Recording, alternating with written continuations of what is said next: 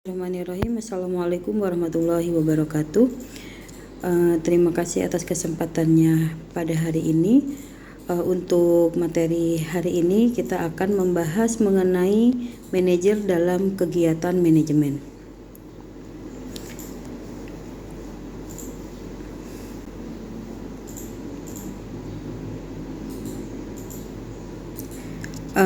Di sini yang sudah kita ketahui pasti kan dalam manajemen itu pasti banyak orang yang membutuhkan manajemen, dari perusahaan, semua tipe organisasi, bahkan tipe kegiatan apapun pasti membutuhkan manajemen.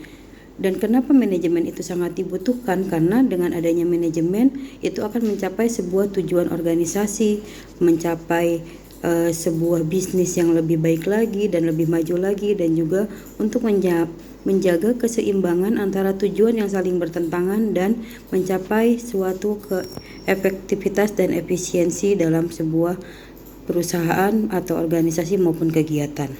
Itulah pentingnya manajemen, adanya manajemen. Lalu seorang manajer itu disebut efisien jika manajer yang bisa mencapai output yang lebih tinggi dari input yang digunakan. Dan manajer juga dapat meminimkan biaya penggunaan sumber daya untuk mencapai output yang telah ditentukan. Juga manajer bisa memaksimumkan output dengan jumlah input yang terbatas. Efektivitasnya merupakan kemampuan untuk memilih suatu tujuan yang tepat atau peralatan yang tepat untuk mencapai tujuan yang sudah ditetapkan dengan derajat atau tingkat pencapaian hasil yang juga diharapkan. Manajer yang efektif dapat memilih pekerjaan yang harus dilakukan atau metode cara yang tepat untuk mencapai suatu tujuan. Di sini Peter Drucker mengatakan bahwa efektivitas adalah melakukan pekerjaan yang benar, sedangkan efisiensi adalah melakukan suatu pekerjaan dengan benar. Selanjutnya untuk pengertian manajemen sendiri, di sini manajemen yang sudah kita tahu adalah sebuah proses perencanaan atau planning, pengorganisasian atau organizing, pengarahan, actuating, dan pengawasan atau controlling.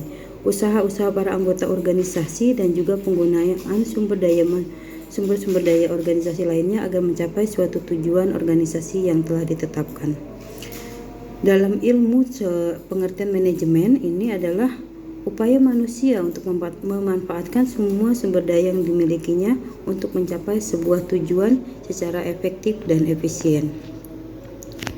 Dalam gambar skema pengertian manajemen ini bisa kita lihat Manajemen adalah sebuah perencanaan atau planning, lalu pengorganisasian atau organizing, pengarahan actuating, dan pengawasan atau controlling. Ini adalah semua tertuju pada dalam tujuan sebuah organisasi.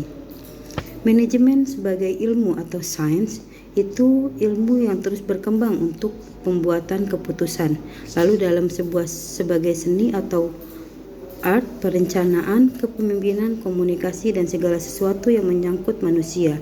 Sebagai profesi sendiri, manajemen ini sebagai profesi profesional. Dia untuk dapat membuat sebuah keputusan berdasarkan prinsip umum dan juga pendidikan formal. Lalu para profesional juga mendapatkan status karena prestasi, bukan karena favorit, suku, dan kriteria lainnya. Ini arti manajemen sebagai ilmu dan sains. Kita lanjut ke dalam manajer. Manajer ini dapat diartikan secara umum bahwa setiap orang mempunyai tanggung jawab atas bawahan dan sumber daya organisasi lainnya. Dapat pula dikatakan bahwa seseorang yang bisa mengkoordinasi bawahan dapat melaksanakan fungsi manajemen untuk mencapai tujuan. Juga orang yang melakukan kegiatan manajemen lebih lengkap lagi. Manajer adalah individu yang bertanggung jawab secara langsung untuk memastikan kegiatan dalam sebuah organisasi dijalankan bersama anggota dari organisasi, menurut Ernie dan Kurniawan tahun 2005. Ini adalah pengertian secara umum tentang manajer. Tingkatan-tingkatan manajemen ini bisa kita lihat berdasarkan diagram segitiga pada gambar. Yang paling tertinggi adalah manajemen tingkat puncak. Lalu ada manajemen tingkat menengah, manajemen tingkat pertama, dan yang paling bawah adalah supervisi manajemen atau non-supervisi. Pada dasarnya, tingkatan manajemen itu adalah manajer atau manajer puncak. Ini terdiri atas direktur utama, presiden direktur, dan wakil direktur. Middle management atau manajer menengah terdiri dari kepala divisi, kepala departemen, atau kepala cabang. Supervisory first line management atau manajer supervisi tingkat pertama ini terdiri supervisi ketua kelompok dan lain sebagainya. Sedangkan non-supervisory management, manajer non-supervisi terdiri tenaga kerja tingkat bawah dan pada umumnya seperti buruh, pekerja bangunan, dan lain-lain. Manajer atas dasar ruang lingkupnya ada manajer fungsional dan juga manajer umum. Manajer fungsional ini bertanggung jawab terhadap suatu aktivitas organisasi tertentu. Dalam hal ini masuk dalam manajer pemasaran yang mengawasi aktivitas organisasi pemasaran dan lain-lain. Lalu pada manajer umum dia bertanggung jawab atas satu kerja keseluruhan atau divisi operasi yang mencakup semua atau beberapa kegiatan fungsional satuan kerja. Untuk tugas-tugas penting sendiri yang dilaksanakan oleh seorang manajer itu bekerja dengan dan melalui orang lain. Jadi istilahnya mencakup tidak hanya para bawahan dan atasan, tetapi manajer juga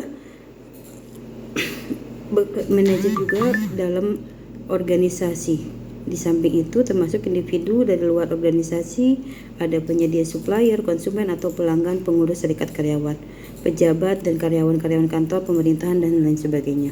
Itu adalah manajer yang bekerja dengan dan melalui orang lain. Lalu yang kedua, manajer memadukan dan menyeimbangkan tujuan yang saling bertentangan dan menetapkan prioritas. Dari setiap manajer itu akan menghadapi sejumlah tujuan, masalah, dan juga kebutuhan organisasional yang bersaing untuk memperebutkan sumber daya organisasi seperti manusia, material, bahkan waktu manajer, karena sumber daya tersebut selalu terbatas dan manajer juga harus menjaga keseimbangan antara berbagai tujuan dan juga kebutuhan organisasional.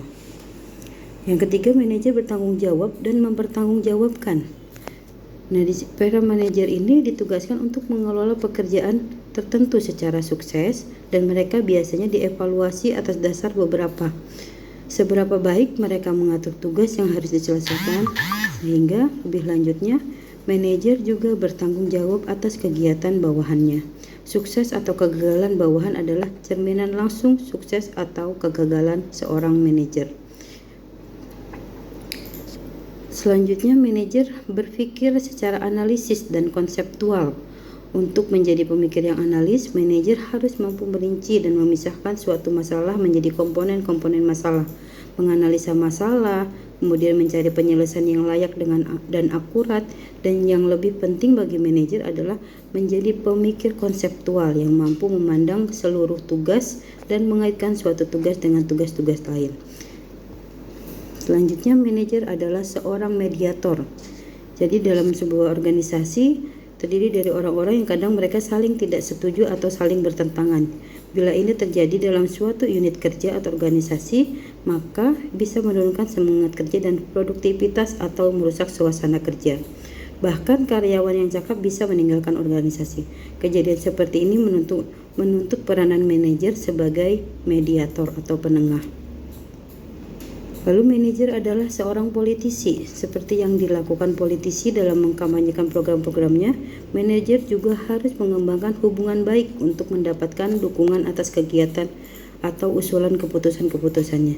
Setiap manajer yang efektif atau memainkan politik dengan mengembangkan jaringan kerjasama, timbal baliknya dengan para manajer lain dalam organisasi. Selanjutnya, manajer adalah seorang diplomat. Manajer mungkin harus berperan sebagai wakil resmi kelompok kerjanya pada pertemuan-pertemuan organisasional. Manajer juga mungkin mewakili organisasi dalam berurusan dengan kontraktor, langganan, pejabat pemerintah, dan personalia organisasi lain.